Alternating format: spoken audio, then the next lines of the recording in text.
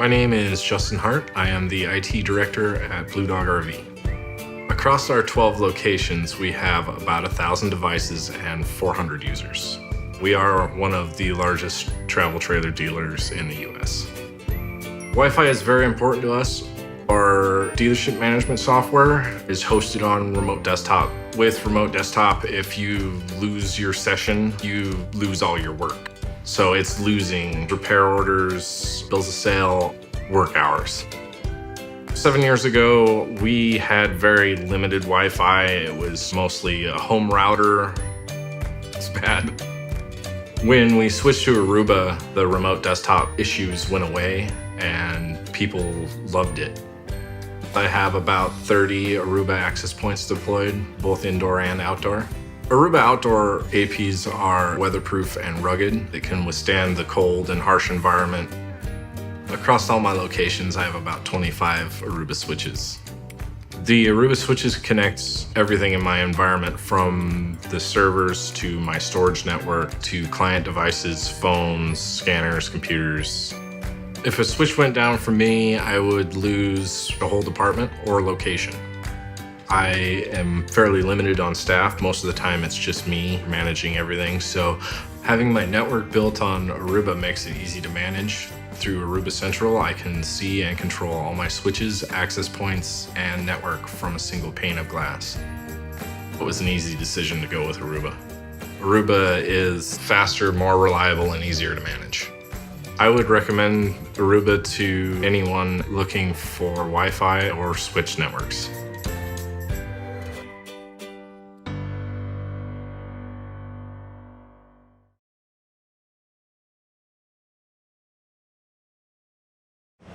Hello, my name is Chris Kozup. I'm the Vice President of Marketing with HPE Aruba. I'm joined today by Daniel Greider. Daniel's the VP of IT with the Home Depot. Daniel, it's great to be talking with you today. Thanks for having me. Absolutely. So I understand that you have been making some specific technology decisions around wireless, networking, as it relates to what you're doing within the Home Depot. Tell me a little bit about some of your decision process. Yeah, recent decisions, but I would tell you it dates back probably a year ago. We started looking at, we have 2,200 stores across the United States that needed refreshing of the wired and wireless. We've had Wi-Fi in our stores for quite some time and taking advantage of it, but we're in need of a refresh. And so about a year ago, we started evaluating the technologies, the providers that were out there to see which ones could meet some of our needs.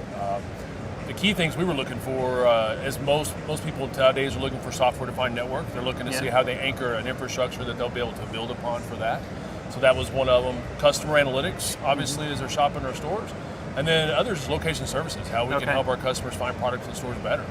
Yeah, and it seems to me that the reliance on the network for applications within the store has grown dramatically, right? I can think of, the old days of retail where it was really centered around, barcode scanning for inventory management. But how has the application space within your stores changed and evolved? Yeah, so we're actually with second generation First Phone, and it's basically a device that our stores have our associates use. There's a lot of apps we've built for just our associates in our stores that leverage Wi-Fi.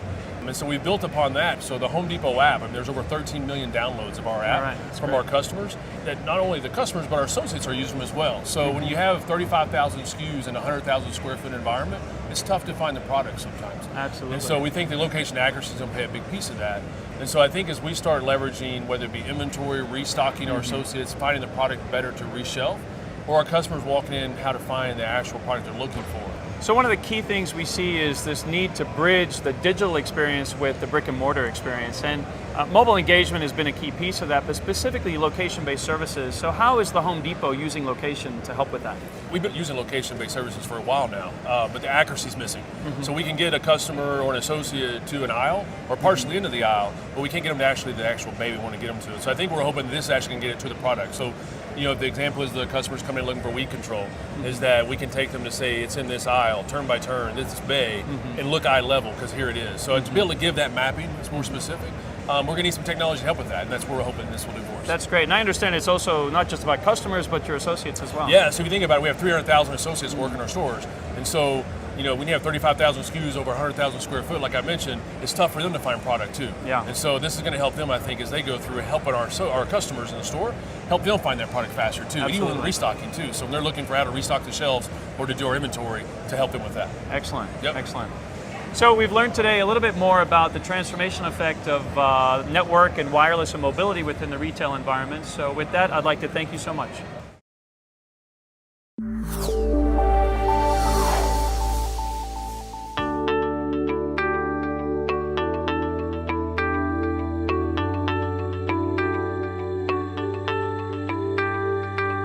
Texas A&M University is over 140 years old. It has just north of 68,000 students, 20,000 of whom are engineering students. We are recognized in the top 10 in terms of our research efforts, in terms of our academic programs and the curriculums that we teach. So within the College of Engineering, the decision to build this building, to build Zachary, was made to address a couple key issues. Industry has been providing feedback to us that they need more highly qualified engineers. And so when we started designing this building, one of the challenges from Dr. Banks was to take and provide to the faculty the ability to teach in any format or style they chose. So from a more traditional lecture style to a very highly interactive, small group active learning style. So as a learning tool, I think it will develop into itself the ability to really deliver content that is specialized to an individual. We built this building as a purpose-driven building to be able to deliver that kind of variety of educational opportunities to hopefully meet the needs, however diverse, of our faculty and our students. So the wireless inside the building is a great example. So we partnered with Aruba to be able to come through and design stuff that some of which didn't exist when we started the program. How do you build a classroom if they're using BYOD devices where you can guarantee a quality of service inside that classroom? So in some of our larger ones, we'll have 400 and 500 connection points to support that class. And so that partnership that we developed over the years was really focused on not only what did we need to do on day one, but what tools and capabilities would we like to have on day 100 and day 1000 to take advantage of things like the beaconing system within the building. When you have over 500,000 square foot building, how do we measure the true usage within the building and being able to look at hot spots and figure out that the students had decided to gather in a spot that we weren't quite anticipating. We need more capabilities and capacity in that space. Being able to have somebody that would grow with us and grow both in a capabilities point of view as well as the support of the building was a huge asset to us.